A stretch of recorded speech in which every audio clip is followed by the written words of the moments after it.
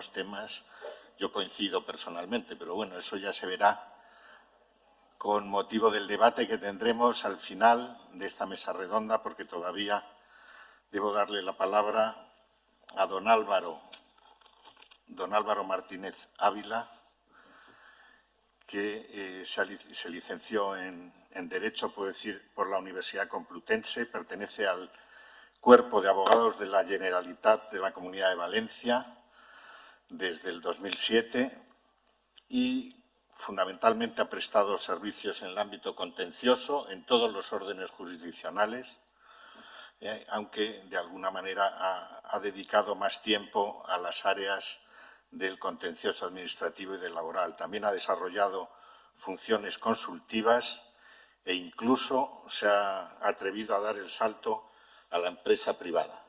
Ha trabajado para KPMG en la Comunidad Valenciana y como actividad docente tanto en el Instituto de Administración Pública, el Instituto Valenciano, como también en los cursos del máster de acceso de la abogacía. Es también autor de diversas publicaciones y artículos relacionados con el derecho administrativo y el derecho laboral. Tiene, por tanto, la palabra don Álvaro Martínez Ávila.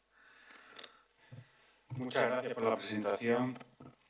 Muchas gracias a la organización por haber contado conmigo para participar en esta mesa redonda. He venido muchos años como asistente a estas jornadas y la verdad es que no sé si he hecho méritos suficientes para ascender a la categoría de participante de la mesa, pero bueno, ustedes jugarán en unos minutos. Y la verdad es que siempre me ha asombrado la talla y la categoría de las jornadas y siempre he salido pues con el lógico aprendizaje de la calidad de las ponencias que se traen a estas jornadas. O en estas jornadas ha sucedido también, pero llevo recordándolo desde las primeras en las que participé, que fue en el año 2009, en las que recuerdo especialmente una ponencia magistral de Martín Rebollo, que trató sobre el derecho al silencio administrativo, no, sino al silencio físico.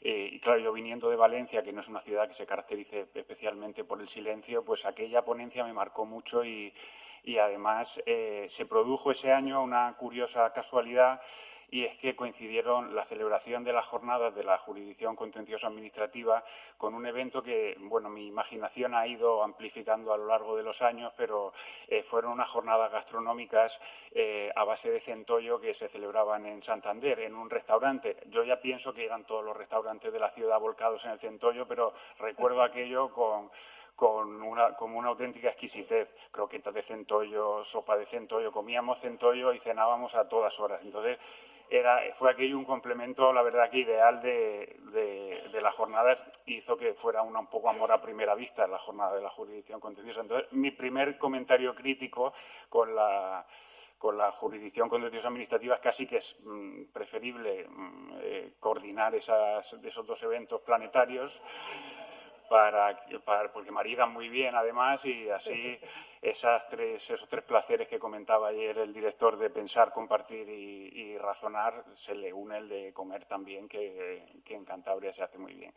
Y nada, yo la verdad es que como intervengo el último en el uso de la palabra, me siento un poco como el típico codemandado en un pleito que le toca al último hablar y ya el magistrado le dice: señor letrado, ¿se remitirá usted a las alegaciones de los anteriores? ¿No? Porque ya se ha analizado mucho el contenido de las dos reformas, quedan pocos aspectos que tratar y, bueno, verdaderamente el análisis que han realizado tanto en las sesiones de ayer como en las de esta mañana, pues han profundizado en muchos aspectos que yo creo que van a ser muy útiles. Yo me voy a centrar en aquellas cuestiones sobre todo del Real Decreto Ley 6/2023, de carácter más procesal, aunque las cuestiones son menores que las del Real Decreto Ley 5/2023, que sí que es una reforma procesalmente más profunda, aunque afecte a menos artículos, pero bueno, son cuestiones un poco más del día a día y que afectan casi más a la práctica diaria de los abogados y también desde el punto de vista de la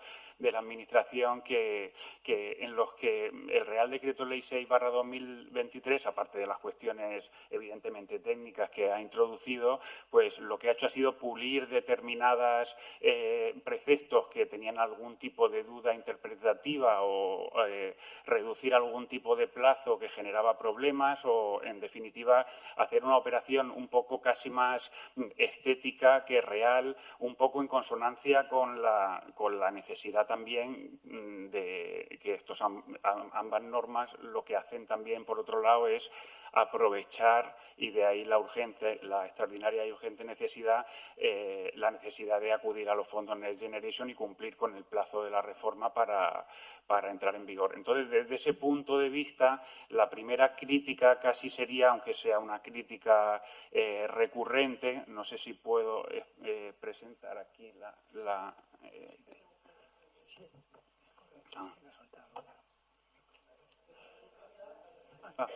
muy bien, gracias. Pues la primera crítica, aunque sean bastante recurrentes, es la utilización, en primer lugar, de la figura del Real Decreto Ley. Eso no me parece especialmente preocupante porque ya estamos acostumbrados a decretos leyes en los que la extraordinaria y urgente necesidad está mucho menos justificada que en estos. Es verdad que la conexión de la extraordinaria y urgente necesidad con las reformas que se han empleado pues no es muy grande, pero sí que existe o existía la premura esa de aprovechar los fondos Next Generation en ambas reformas, ¿no? Y decía también que la reforma, aunque ya se analizó ayer por el magistrado Lea Godoy, la reforma del Real Decreto Ley 5/2023, sí que tiene un componente o un calado muchísimo más procesal por esa introducción de un nuevo requisito de acreditación del interés casacional, un nuevo objeto de interés casacional, la de introducción, lógicamente, del pleito testigo, aunque ya la pudiéramos usar. Son cuestiones tanto en el Real Decreto Ley 5/2023 como en el 6, cuestiones que en su mayor parte ya se podían utilizar y, sobre todo, aunque no se llame así, esa casación testigo que va a generar una enorme utilidad para evitar pues esa tramitación de recursos de casación que se repiten una y otra vez y que pasa en muchas ocasiones con, por ejemplo, la impugnación de instrumentos de planeamiento urbanístico. A nosotros nos pasó, si hubiera estado en vigor esta reforma hace 3 o 4 años, con el Plan de Acción Territorial del Litoral Verde y las playas de Valencia, que era un plan muy ambicioso que afectaba a numerosos municipios, que fue recurrido por distintos particulares, ayuntamientos, empresas, titulares de terreno, lo recurrió todo el mundo ese plan y dio lugar a abundante litigiosidad que terminó con la interposición de más de 70 recursos de casación. Claro, el que lleva los 70 recursos de casación, por mucho que sean iguales, pues siempre le cae la gota de sudor cuando recibe cualquier notificación que puede derivar en que al final en uno de ellos se pase el plazo para recurrir o la notificación no llegue y aunque sea solo a efectos de gestión procesal, pues la utilización del pleito, del recurso de casación testigo en esta figura, yo creo que va a ser muy útil. Y hablando de impugnación de instrumentos de planeamiento urbanístico, aunque no tenga relación con el recurso de casación testigo, porque se ha traído a colación en varias ocasiones a lo largo de las sesiones de ayer y de hoy, la sentencia de la ZAL de Valencia, la zona de actividades logísticas, que ha derivado en que finalmente el Tribunal Supremo haya hecho esa matización en la aplicación de la legalidad, concretamente de la evaluación ambiental simplificada u ordinaria, que era lo que se planteaba en ese pleito, pues ha sido claramente ilustrativa de la posibilidad de aplicar la doctrina de la fuerza normativa de lo fáctico, incluso apoyada con una expresión que yo no había oído hasta este momento, que era la fuerza normativa, valga la redundancia, de lo normativo, porque en ese momento lo que se planteaba era la necesidad de dar una solución a un plan que estuvo vigente durante más de 10 años y que, lógicamente, fue avanzando en la situación física hasta el momento en el que, como los actos de naturaleza urbanística tienen carácter reglado y la situación fáctica lo era, pues eran suelos o una situación de naturaleza urbana ya por propia definición. Entonces, ¿cómo se vuelve eso a convertir en suelo rústico de especial protección? Pues no es posible. Entonces, en ese caso, el Tribunal Supremo ha tenido la claridad de suavizar el impacto de las normas sobre las situaciones fácticas, que la verdad es que nos resolvió el problema de una situación que llevaba muchísimos años, concretamente desde el año 99, enquistada. Eso ayudará también el recurso de casación testigo al caso que decía del Patibel, en el que es un decreto del 2018 y todavía no tenemos el resultado de fondo, porque los recursos de casación lo que han hecho ha sido devolver las sentencias al TSJ y ahora tiene que producirse un pronunciamiento, con la inseguridad jurídica que eso genera. Y si hubiéramos tenido un pleito de casación testigo, aunque se pueda reprochar a la reforma que no se aplique al recurso de casación autonómico, como bien decía ayer el magistrado Lea Godoy, pues hubiera desde luego sido muy útil para la agilización de estos recursos de casación. Y ya puestos a pedir, yo desde el punto de vista de la Administración quizá hubiera propuesto la unificación, no sé si eso es posible o no, o si desde el punto de vista a lo mejor de la magistratura sería una cosa asumible, pero la posibilidad de unificar en un único escrito la preparación y la interposición del recurso de casación, porque a efectos del trabajo, desde luego, del abogado sería muchísimo más sencillo, incluso con la necesidad de aplicar los filtros necesarios para determinar la existencia de interés casacional, pues a lo mejor con un mismo escrito en el que se justifique por un lado la existencia de interés casacional y luego se desarrolle el recurso de casación, que eso también agilizaría muchísimo la tramitación. Luego, una cuestión casi de pura manía que yo hubiera pedido también a la reforma, a cualquiera de las dos, sea al Real Decreto Ley 5/2023 o incluso casi mejor en el 6/2023, es la modificación del plazo del artículo 46 cuando nos encontramos ante la impugnación por silencio administrativo. Esto es una cuestión que lleva clarísimamente resolviéndose por el Tribunal Constitucional, en primer lugar desde el año 2005, que recayeron las primeras sentencias, hasta la última, que es de 14 de abril del 2014, que ya es evidente, sobre todo desde la reforma de la Ley 4/99, que cuando nos encontramos ante la impugnación de un acto por silencio administrativo no tiene la consideración de acto presunto a los efectos de marcar el plazo para recurrir. Eso lo ha dicho el Tribunal Constitucional por activa y por pasiva. Pues no tiene sentido que el artículo 46 siga marcando ese plazo de 6 meses. Al principio del ejercicio yo esto lo invocaba en todos los juicios, me hacía ahí mis numericos, se ha desestimado el recurso de alzada por silencio administrativo. Han pasado 6 meses, pues extemporaneidad del recurso, pero claro, con esa manía casi incluso de los opositores recién aprobados que hacen todas las alegaciones posibles por si una cuela, pues esta no colaba nunca y no colará nunca, con lo cual, ¿por qué no se suprime ya de la ley cuando llevamos tantísimo tiempo sabiendo que este precepto no obedece a lo que sucede en la realidad, ¿no? Pues yo hubiera aprovechado que precisamente el Real Decreto Ley 6/2023, en lo que se refiere a los aspectos procesales, lo que hace es pulir esas pequeñas deficiencias, aparte de las cuestiones puramente técnicas, en las que yo no voy a entrar a profundizar mucho, pues se podía haber modificado perfectamente esta cuestión que hubiera sido muy útil. Y entrando ya a valorar específicamente propiamente la reforma del Real Decreto Ley 6/2023, lo primero es que es necesario tener en cuenta que, aparte de la reforma de medidas en materia de justicia, pues hay otra serie de libros que se dedican pues a la función pública, al mecenazgo, algunos de los cuales, concretamente el de función pública, solo se aplica a la Administración del Estado, que yo creo que a efectos de tramitación y de regulación legal no es del todo correcto, porque es verdad que quizá hubiera sido más conveniente, incluso sin acudir a la fórmula del Real Decreto Ley, pues articular las dos reformas en una única ley, en un único cuerpo normativo y además con rango de ley. Pero bueno, con independencia de eso, los 100 primeros artículos del libro primero, que es el que se dedica propiamente a la Administración de Justicia, pues introduce una serie de novedades y una regulación dirigida pues a la carpeta electrónica, a la sede judicial electrónica, que es común a todas las jurisdicciones, y luego ya pasa a modificar los preceptos concretos de la Ley de la Jurisdicción Contenciosa Administrativa que han sido modificados. Yo no me voy a referir a cuestiones puramente semánticas como la sustitución de la denominación de secretario judicial que se hace con la ley por la de letrado, por el anacronismo que supone referirse a los letrados, a los secretarios judiciales en vez de letrados de la Administración de Justicia, ni a cuestiones, por ejemplo, de utilización del lenguaje inclusivo, que es otro de los objetivos de la reforma. Hay muchos preceptos en los que se empieza a utilizar lenguaje inclusivo porque se dice así en el Real Decreto Ley, que además no tengo absolutamente nada en contra de la utilización del lenguaje inclusivo.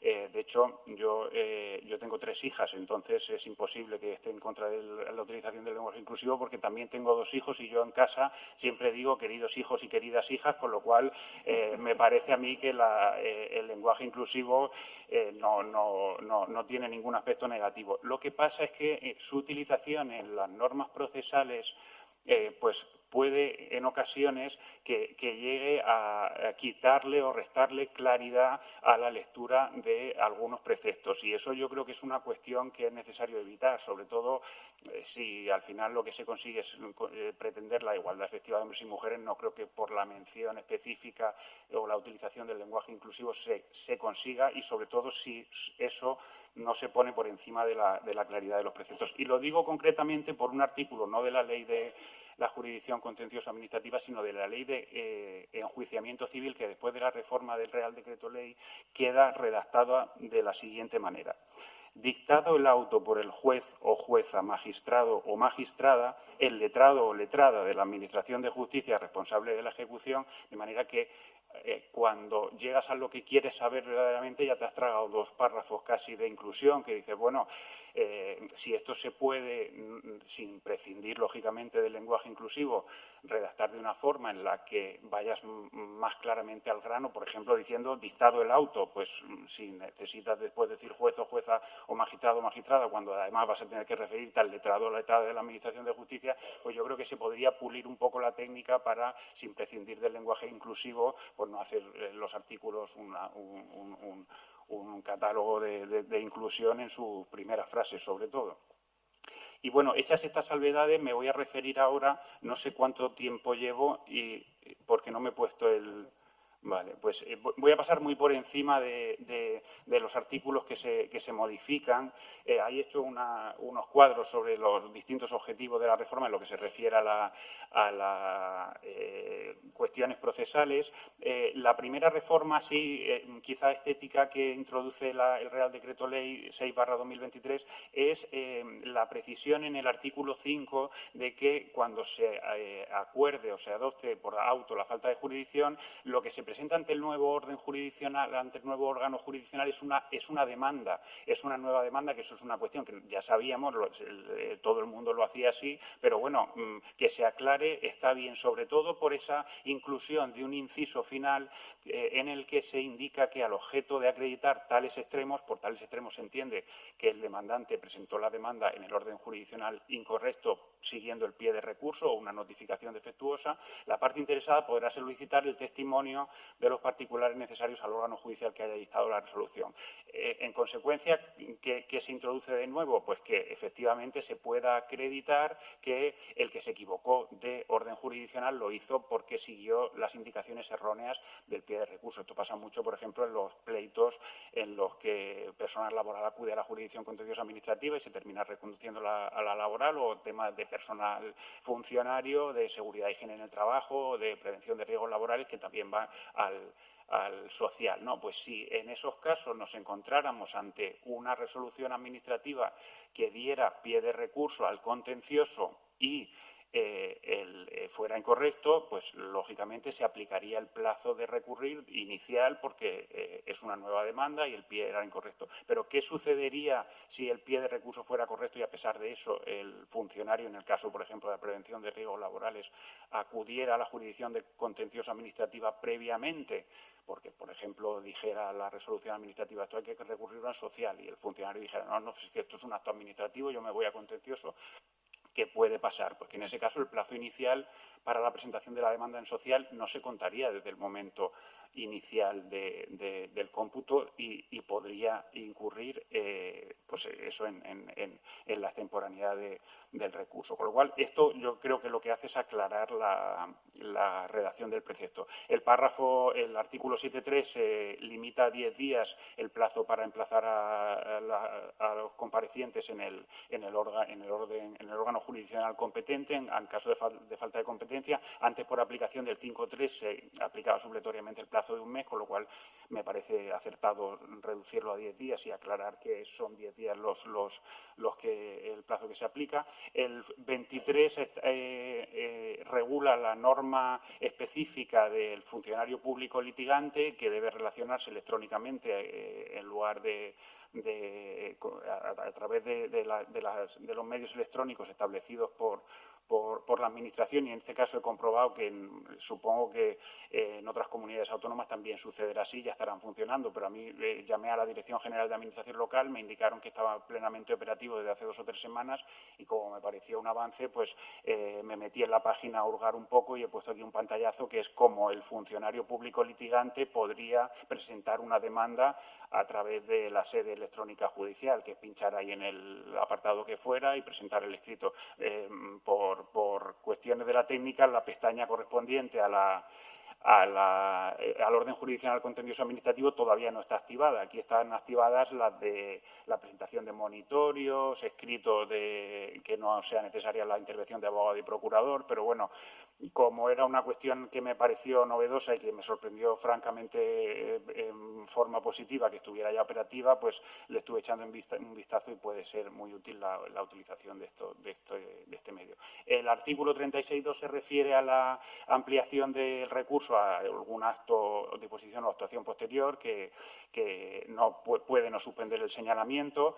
El artículo 48 se refiere específicamente al expediente electrónico, que es una cosa que se dice hasta la saciedad, porque así lo dice también la disposición adicional 11ª y que hace como cláusula de cierre. No es preciso introducirlo, yo creo, en cada artículo porque lo dice ya al final la ley. El 54 se refiere a la puesta de manifiesto del expediente, que ya no se hace en la sede judicial, sino que se pone de manifiesto mediante remisión electrónica, que esto es una adaptación también a la ley. Y el artículo 55 introduce 2 novedades importantes. La primera era una cuestión que ya sabíamos, que es que el expediente administrativo es el mismo que el que establece la Ley 39/2015, es el mismo concepto jurídico, con lo cual pues simplemente incluirlo en la ley ya es un avance. Y el segundo es una forma diferente de plantear la solicitud de ampliación de expediente administrativo. ¿Por qué? Porque pues introduce la aplicación quizá del refrán de a quien madruga Dios le ayuda, pero a la solicitud de ampliación del expediente administrativo. Bueno, a quien madruga Dios le ayuda no.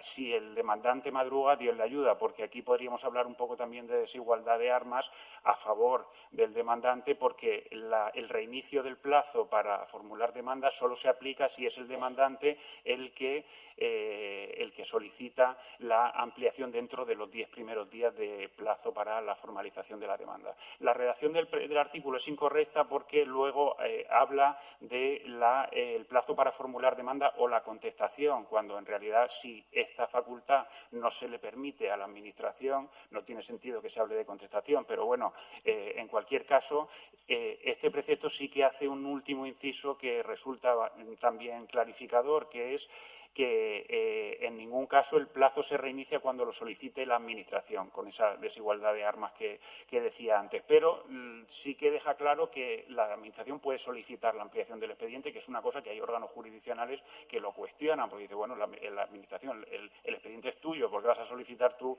la ampliación si es parte de lo que la Administración, que no esté completo es en parte responsabilidad de la Administración? Bueno, el artículo 60 se refiere a la celebración de pruebas en actuaciones judiciales realizadas por videoconferencia.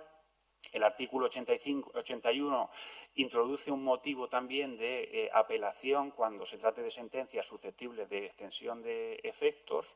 Entendemos que debe aclararse este alcance porque las sentencias susceptibles de extensión de efectos son las estimatorias, con lo cual aquí nuevamente estaríamos ante la desigualdad de partes, pero a favor de la Administración. Si es una sentencia desestimatoria, pues evidentemente no podría ser susceptible de impugnación, de acuerdo con el criterio que ha mantenido en numerosas ocasiones el Tribunal Supremo, aunque esto tendrá que resolverse y plantearse. Y luego el artículo 85 pues, se refiere también a cuestiones de modificación por tema de expediente electrónico. El 102 bis lo que hace es adaptar la norma al pronunciamiento del Tribunal Constitucional sobre el recurso de revisión, y el 104, ya termino con esto, se refiere a el órgano identificado previamente para hacerse responsable del cumplimiento de las sentencias, en los que ya no es necesario que se notifique a la Administración para que sea la Administración la que identifique el órgano responsable. Como de las costas ya se ha hablado suficientemente, yo no quiero extenderme más y no alargar la presentación, y muchas gracias por su atención.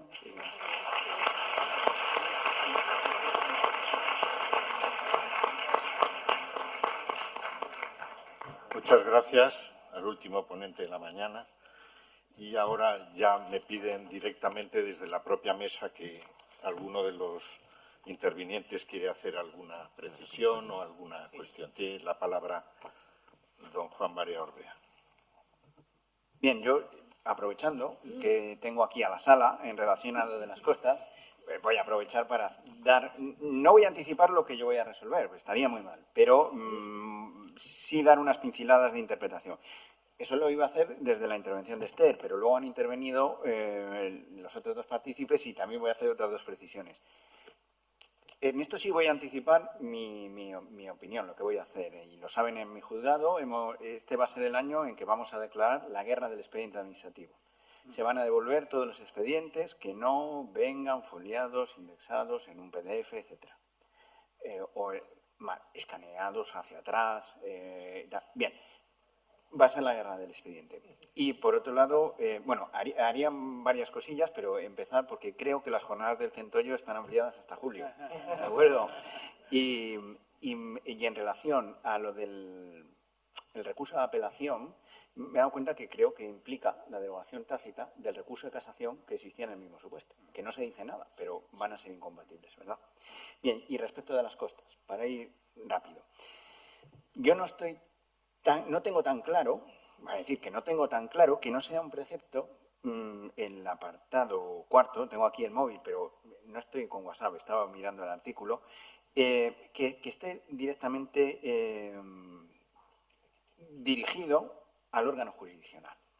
¿Y por qué? Porque el apartado primero dice que, en primera única instancia, el órgano jurisdiccional, al dictar sentencia, impondrá, es decir, está regulando un pronunciamiento judicial de la sentencia. En el apartado segundo, los recursos impondrá. Es un pronunciamiento judicial de la sentencia. En el apartado tercero dice el recurso de casación impondrá un pronunciamiento judicial de la sentencia. En el apartado cuarto dice la parte condenada en costas estará obligada a pagar. No puede referirse esto al momento de la tasación de costas. Es decir, que lo único que está haciendo el artículo es dejar sin efecto la doctrina de Sala Tercera sobre la aplicación del límite, que muchos juzgados ya yo no aplicaba. Lo voy a reconocer, voy a confesar.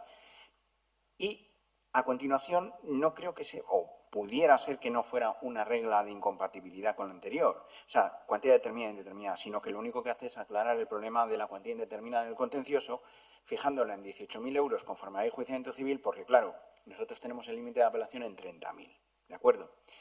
Y, por último, en los recursos y sin perjuicio de lo previsto en el apartado anterior. Yo lo que veo ahí es que el apartado es el tercero, que se refiere al recurso de casación, porque tiene una regla especial, pero no al párrafo anterior. Por lo tanto, tal vez pudiera ser una vía de interpretación entre la literal y la proporcional que permitiera entender que el párrafo anterior del apartado cuarto no está excluido. Es decir, sí que podemos seguir haciendo la limitación de costas. ¿De acuerdo? Eso es lo que quería decir. Bueno, ¿la mesa? ¿Alguna? Sí, sí. Bueno, por alusiones. Yo ya he dicho desde el principio que no me gusta el sistema de imposición de costas y que creo que es muy interesante el sistema de baremo para que los ciudadanos, ya no por el ejercicio bueno de la abogacía, sino para que los ciudadanos sepan a qué se tienen que enfrentar. Pero bueno, como juez que tengo que aplicar la ley, interpretándola como dice, pues yo lo veo muy claro. Y en cuanto al pronunciamiento judicial, no creo que se establezca una norma matemática de 1/3. Pues si se establece una norma matemática de 1/3, No, como límite máximo. como es como un límite máximo, si te aferras al límite máximo tendrás que justificar por qué. Si dices que no va a ser un límite máximo, sino un mínimo, tendrás que decir por qué, de tal manera que esa justificación yo creo que impone la necesidad de cuantificación, porque yo lo que no puedo decir es, en una cantidad indeterminada, es que me parece que esto es muy complejo, es la primera vez que se ve jurisprudencia, es la primera vez que se plantea y tal, entonces lo encuentro de tal complejidad que voy a aumentar el tercio. Hombre, eso es absurdo, yo pienso que hay que decir, bueno, pues en tanto. ¿No? Pienso que no lo sé. ¿Sabes lo que es? El problema de esto, que es lo que yo decía, que a mí me horripila, es que tengamos que estar legislando, que tengamos que estar cubriendo esto. Y lo que a mí me horripila ya no es que yo piense que se interpreta de una manera y tú de otra, porque yo tampoco sé quién tiene la razón y hasta que se pronuncie el Supremo, pues cada uno haremos una cosa. A mí lo que me horripila es la falta de seguridad jurídica de que cada uno va a acceder a un tribunal o a un juzgado sin saber bien lo que se va a hacer. Yo hace 13 años que vine a la sala y Rafa ya era presidente, lo sabe, y vine con la primera limitación de costas, el primer baremo que existía, que era el de TSJ de Galicia. En 13 años no nos hemos puesto de acuerdo como órgano colegiado que necesitamos una voluntad común en establecer estos baremos. Con lo cual, cuando yo vaya, me imagino que cuando mi sala vaya a resolver el primer problema de costas, me imagino que si cuando yo pensaba que estaba permitido limitar no lo hemos podido hacer, me imagino que no lo hagamos. Con lo cual me imagino que cuando me llega una apelación en sentido contrario, mi mente no se vaya a partir en dos y diga va a ser una regla para la primera instancia y una regla para la segunda instancia, con lo cual que me imagino que los juzgados que no hagan eso tendrán que plegarse hasta que el Tribunal Supremo o el Tribunal Constitucional, por favor, de manera rápida nos aclare esto. Y el efecto pernicioso de esta mala técnica legislativa es que vamos a tener un periodo de una gran inseguridad jurídica, que es lo que a mí me horripila, porque yo, si luego el Supremo dice hacer un baremo, pues lo hago. Si yo lo que quiero es... y además es que si el Supremo al final, o yo al final, en una apelación fijo un criterio que creo que no es ajustado, la ley me permite rebelarme y le diré al Supremo, me rebelo ante pero ante la ley no. La ley no me gusta, pues no me gusta, pero no sé cuántas, pero hay que aplicarla. Y yo creo que es muy clara la interpretación literal, que no digo que no sea buenísima la proporcional, pero que el Código Civil dice cómo se interpretan las normas. Entonces, el efecto no es quién va a tener la razón. El fondo del asunto, porque además, bueno, pues es un asunto al final crematístico y tal, el problema es la inseguridad que se va a dar y que ya estamos viviendo con todos estos debates desde hace meses. En cuanto empecemos a ver recursos incoados el 20 de marzo, yo me voy a tirar de los pelos, pero bueno. No, efectivamente no lo vamos a resolver nosotros, claro. Y el problema es eso, la inexistencia, por ejemplo, de la posibilidad de plantear cuestiones prejudiciales jurídicas antes de que venga el problema, porque la inseguridad se va a dar ni más ni menos que en materia de costas. Pero se supone para la abogacía al cliente e informarle. Imagínate un abogado, imagínate un juez que verdaderamente crea o que esté todavía más en contra que yo a este sistema y que diga que, claro, como no pueden cumplir la ley, se declara objetor. ¿No? Y entonces no va a poner ninguna sentencia, lo cual yo ya lo estoy hasta pensando, fíjate, no va a haber ninguna sentencia. No, porque no voy a poder pronunciarme en ningún sentido. Bueno, es un sistema ridículo. Sí, pero es una pena haber empleado una técnica legislativa defectuosa para esto cuando precisamente el objetivo de la reforma es clarificar muchas cuestiones. Con lo del recurso de casación, en caso de sentencias susceptibles de exención de veto, pasa específicamente eso. Se introduce el precepto para aclarar, pero no se tiene en cuenta la regulación entera para suprimir el del recurso de casación. Efectivamente, es así.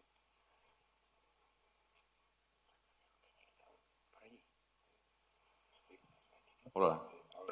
Sí. Por el tema de las costas. Yo estoy con Juan, efectivamente, es el apartado anterior. Porque dicen los recursos, ¿no? Sin perjuicio de lo previsto en el apartado anterior, que es el recurso de casación. Eso, yo sin leerlo todo no llegaba a esta conclusión. Pero después impugno la mayor, Esther. Sí que se puede interpretar ahora. Es más, quiero decir, tenemos todo lo que se ha hecho académicamente en los últimos no sé cuántos años, tanto desde el punto de vista civil como desde el punto de vista contencioso administrativo. Los cánones de interpretación tienen lo que es la hermenéutica, tiene una metodología de aplicación, ¿no? Entonces, el Constitucional, por ejemplo, es que aparte de este tema lo he estudiado porque he hecho un artículo en relación con esto, ¿no? Entonces, he tenido que profundizar, porque una de las cosas que se achacaba es que efectivamente la interpretación literal decía eso, ¿no? Pero claro, el Constitucional, ya está en la sentencia 76/96, dice: la interpretación literal es siempre un punto de partida, imprescindible, sí, pero necesitado de la colaboración con otros criterios hermenéuticos que vengan a corroborar o corregir los resultados de la interpretación literal. Yo creo que es indiscutible que, como mínimo, ¿no?, hay un debate en relación con esto, ¿vale? Entonces, parece que el criterio de interpretación literal, que puede ser para ti uno, puede ser para mí el contrario. Con lo cual, al final, me obliga, pero no solamente por lo que dice el Constitucional, lo dice el Tribunal Supremo, sentencias aquí, había cogido un par de ellas del año 86, que dicen exactamente lo mismo, ¿no? Dice: el principio de que las leyes son normas literalmente claras no necesitaba interpretación en virtud de la preferencia excluyente de la interpretación literal, que seguía y se confundía con la simple lectura de la norma sin interpretación. Pero este planteamiento referido a interpretación de las normas jurídicas está excluido hoy en día por el artículo 3, ¿no?, párrafo primero del Código Civil. Entonces, claro, si nos vamos a los otros criterios de interpretación, ¿no?, partiendo de que la interpretación literal no es suficiente, claro, el primero que debemos acudir es a la voluntad del legislador. Y claro, diremos, bueno, es que aquí hay un Real Decreto Ley, ¿cómo que hay voluntad del legislador? Sí, pero cuidado, porque si te vas a la exposición de motivos del Real Decreto Ley, lo que dicen es: claro, es que teníamos una tramitación de unas leyes de las que se hablaba ayer, de eficiencia procesal, etcétera, etcétera, que tuvimos que abandonar necesariamente, se tuvieron que cerrar, digamos, el procedimiento de aprobación parlamentaria porque se convocaron elecciones generales. Y dice la exposición de motivos que recupera lo de estos, es decir, la voluntad del legislador. Pues vamos a ver lo que decía en la tramitación de ese proyecto, no sé si era el de eficiencia procesal o el otro. Pues te encuentras con una enmienda del Grupo Parlamentario Socialista, que es el que incorpora la dicción literal de este artículo 139.4. Y si te vas a ver la explicación que hacen, lo que está diciendo es que se introduce una limitación cuantitativa de las costas a mayores.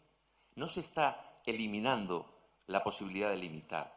Dice: lo que se hace es intensificar las modulaciones previstas a través de la introducción de un límite cuantitativo del importe de las costas, precisamente por lo que decíais antes, que no se podía aplicar el 394 de la Ley de Enjuiciamiento Civil porque había regulación propia, no había supletoriedad. Pero es que a mayores de esto tenemos que acudir a la interpretación contextual, que es la Constitución. Y entonces, en todas esas sentencias que había de lo de las tasas y todo esto, decía que, claro, es que el control a la administración no es cualquier tipo de justicia. Es que está en juego el artículo 106, etcétera, etcétera. Si ponemos un criterio de vencimiento objetivo, estamos desincentivando el control al poder público. Pero es que a mayores tenemos las sentencias del Tribunal Europeo de Derechos Humanos. Me encontré, por ejemplo, una, pero había otras que lo que venían a decir era un poco lo mismo, ¿no? Hay una sentencia aquí, a ver, que lo estoy viendo en el teléfono y es un poco difícil porque es un poco largo, ¿no? Pero en realidad hay una sentencia del año 19 de octubre del 21, Lacci contra Albania, y decía: el tribunal consideró excesivas y por tanto perjudiciales para la esencia misma del derecho de acceso a los tribunales unos honorarios judiciales elevados que se calculaban sobre la base de un porcentaje establecido por ley sobre la suma en juego de un procedimiento. O sea, lo que estaba diciendo es que si no había posibilidad, ¿no?, de limitarlas, se estaba vulnerando el derecho a un proceso equitativo del 6.1. Pero es que a mayores tenemos el derecho a la Unión Europea. Es que hay, por ejemplo, directivas, como el tema del control de la contaminación, que dicen, y otro del medio ambiente, dicen que las costas, dicen, estos serán justos y equitativos, están sometidos a criterio de celeridad y no serán excesivamente onerosos. Claro, si a mí no me dejan limitar las costas, ¿cómo hago para cumplir un mandato directo de la Directiva Europea en estos aspectos? Vale. Yo te impugno a la mayor también, porque aplicar criterios interpretativos supone que el precepto no está claro, ¿no? Y yo creo que lo único claro del precepto es lo que yo he dicho. Antes el legislador decía una cosa y ahora lo quita, pero lo deja solo, exclusivamente para otra cosa, con lo cual yo no veo que haya que interpretar. Y por otro lado, estoy totalmente de acuerdo con lo que tú estás diciendo en cuanto a los honorarios excesivos. De hecho, yo he dicho que había que interpretar este artículo conforme al artículo 24 de la Constitución y que, ojo, que a lo mejor estamos limitando el acceso de los ciudadanos a la justicia, etcétera. Pero yo el problema que veo aquí no es el de la limitación de costas, porque yo voy a limitar y voy a establecer y voy a cuantificar y voy a justificar que es que el asunto es más o menos complejo, las circunstancias que hacemos en la sala. El problema es el de la publicidad o el conocimiento previo que tienen los profesionales y los ciudadanos. No se trata de que sean los criterios excesivos, porque seguramente yo limite y no vaya a haber unos honorarios excesivos. Bueno, o me equivoco y se impugna de esta manera, vale. No es que vayan a ser excesivos. que yo ya estoy diciendo, ojo, ojo, que a lo mejor nos estamos cargando el artículo 24. El único problema que yo veo es que se va a quitar esa seguridad que se le daba al ciudadano de, mire, yo creo que su asunto es defendible, pero si perdemos van a ser 300, ¿no? O 1000. Pero quizás Ese es eso el se único puede problema. hacer con esos criterios, por ejemplo, que ha aprobado ahora la Sala Gallega, que te dice, oye, por un ordinario tanto, por una abreviado tanto, por Claro, apelación el tanto. problema es que yo no veo que haya que aplicar ningún criterio interpretativo, porque el legislador te decía sí y ahora no te dice nada, te dice solo para los recursos. Pero solo para... fíjate, Entonces es yo que... lo único que te no- recomiendo es que te leas la enmienda, nada Claro, más. pero es un criterio interpretativo. Es que es el legislador, no soy yo. Mira, yo lo que me leería, si yo quisiese interpretar esto, haría como mis compañeros, aplicar el principio de proporcionalidad, que es un principio general del derecho de la Unión Europea y que aboga a que, bueno, pues, que se interprete conforme a lo que dice Juan. Pero es que no creo que haya que interpretar lo que no tiene dudas, lo que está muy claro. Pero ojalá se pronuncie primero el Supremo o pronto el Supremo y no tengamos que estar debatiendo esto y ojalá el legislador, en vez de hacer estas enmiendas, se dé cuenta de que lo que tiene que hacer es volver al sistema de antes del 11. Pero claro, yo cuando he dicho que había varios sistemas de leer la ley, yo la he visto con una claridad absoluta, solo en este extremo. Fíjate que digo que la técnica es muy mala, pues en este extremo la técnica, siendo muy mala, te dice que si antes te decía sí y ahora te dice aquí no y aquí sí, es que aquí no. Bien, soy Ana Sánchez, ¿qué tal? En primer lugar quería felicitaros porque además es muy buena la idea de haber puesto esta mesa después de la anterior, porque yo creo que aquí es donde se ve realmente el desequilibrio o la desigualdad de armas, yo creo, ¿no?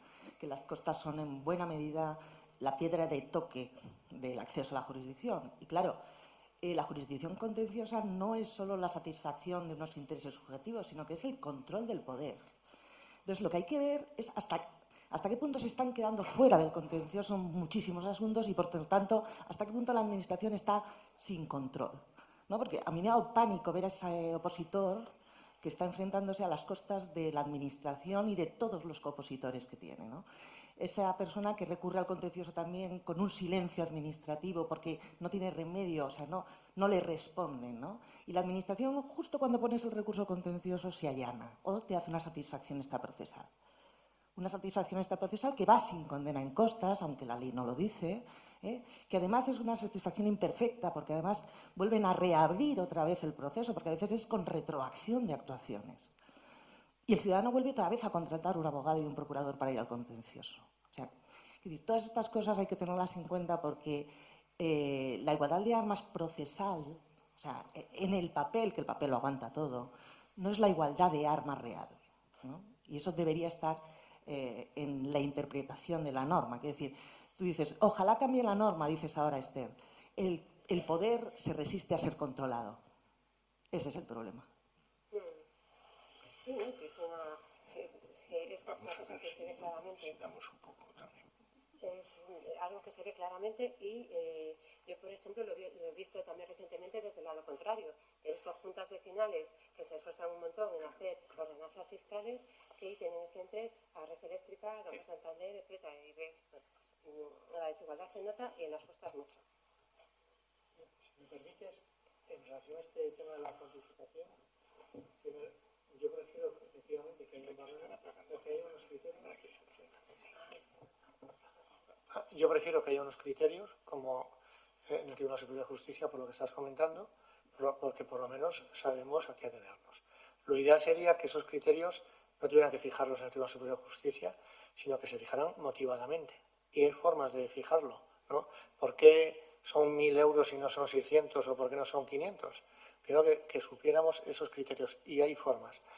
Y luego la desigualdad de armas que dice Ana, es que me está viniendo a la cabeza varios asuntos. Además, no hemos sido perjudicados, estamos en la parte favorecida. Por ejemplo, los supuestos de expropiación forzosa. En supuestos de expropiación forzosa hay 4 peritos y los 4 te llegan a diferente justiprecio. Al aplicar las reglas puede haber pequeñas diferencias, pero hay diferencias. Claro, en Cantabria, que además, como no tenemos jurado de expropiación forzosa propio, es el del Estado, nosotros llevando a beneficiarios de la expropiación, nos hemos encontrado con condenas en costas al contrario que tienen que pagar. Al gobierno de Cantabria, que expropia. al beneficiario de la expropiación, que es una sociedad del Gobierno de Cantabria, y además al ayuntamiento, que es a la abogacía del Estado. Y menos mal que no han trasladado al ayuntamiento como interesado. Entonces, es una locura para el administrador, y lo estoy viendo desde el punto de vista del expropiante, pero eso no me impide ver la realidad. Estoy de acuerdo. Sí, ¿algo más? Bueno, parece que no hay más preguntas. Damos por finalizada, por tanto, esta mesa redonda. Muchas gracias a los intervinientes.